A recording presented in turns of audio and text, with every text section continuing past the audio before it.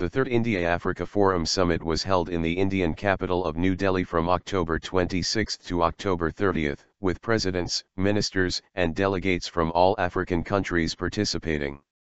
The summit was the largest diplomatic event to be held in India since the 1983 Nonaligned Movement Summit, in which around 100 leaders were welcomed by then Prime Minister Indira Gandhi.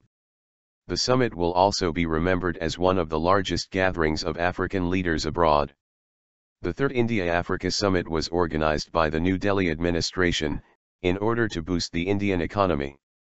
At the summit, India searched for new markets and resources to compete against its Asian rivals China and Japan.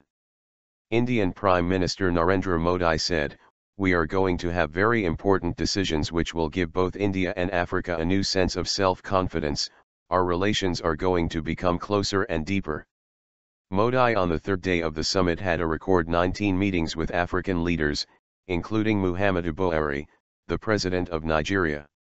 Nigeria is the most populous country in Africa and a key oil-rich country for India's energy investments. Executive Secretary of the Economic Commission for Africa, ECA, Carlos Lopes, had important comments about business and trade between India and Africa. He said, "Just last year, the continent benefited from $2 billion worth of India's development partnership assistance, with the largest beneficiaries being Ethiopia, Senegal, and the Republic of Congo. India has gone further to offer lines of credit worth $7.4 billion, with the biggest recipients being power and engineering sectors. Africans have also benefited from 25,000 scholarships as a direct impact of the second India-Africa Summit, and today the number of African students attending Indian tertiary institutions exceeds 6,000. Lopes added. Lopes emphasized that just last year, 25% of India's total pharmaceutical exports were shipped to Africa. Imagine the windfalls that could be made by investing in local pharmaceutical training, production, and drug manufacturing, he said. He added that this could be the start of a sustainable progress for Africa's health systems and could also revive economic activities and increase investment. Lopes pointed out that 26% of the foreign direct investment stocks in India comes from Africa and amounts to $65 billion. This share of foreign direct investment stocks was larger than those received by Brazil, China, the Russian Federation or the USA, he said. Africa is the second largest and second most populous continent on Earth and has an estimated population of about 1.17 billion people. Its population is estimated to rise over 2 billion by 2050, representing 25% of the global population.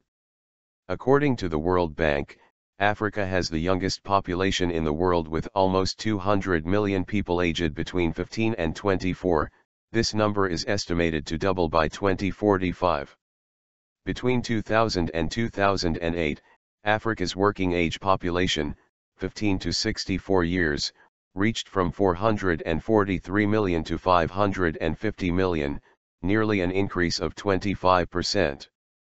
If this process continues, the continent's labor force will be nearly 1 billion in 2040, making it the largest in the world. Tanzania, one of the fastest growing countries in Africa, saw its youth population almost double from 4.4 million in 1990 to 8.1 million in 2010. It is expected to reach 11 million by 2020 and 15 million by 2030. Young people represented 28% of the labor force in 2010, this is a big number compared to developed countries. The youth unemployment rate in the country decreased from 8.7% in 2000/01 to 4.7% in 2010/11. Tanzania, like most other sub-Saharan countries, did not face youth unemployment crisis, like many European countries. While youth unemployment rate in Tanzania was 4.7% in the 2010/11 period, it had reached 44.4% in Greece and 46.4% in Spain during the same period.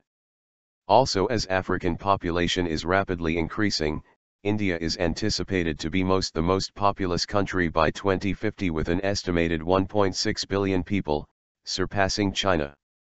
Since the 2000s, all across Africa there has been significant progress being made on improving political and economic governance, as well as increasing domestic resource mobilization, following civil wars, genocides, army coups, poverty, and starvation in the 1990s.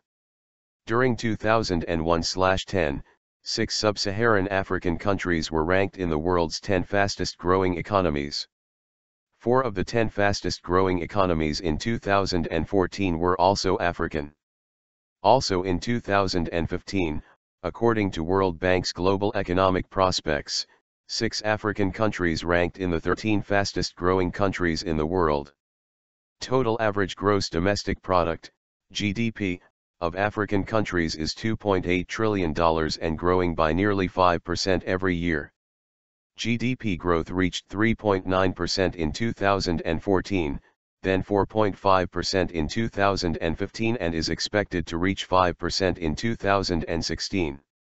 According to the OECD report, private capital flows to the continent almost doubled in the last 10 years and was estimated to be $67 billion in 2014. Additionally, Modi has asked for support from African nations to change the unfair system of being a permanent member of the UN Security Council.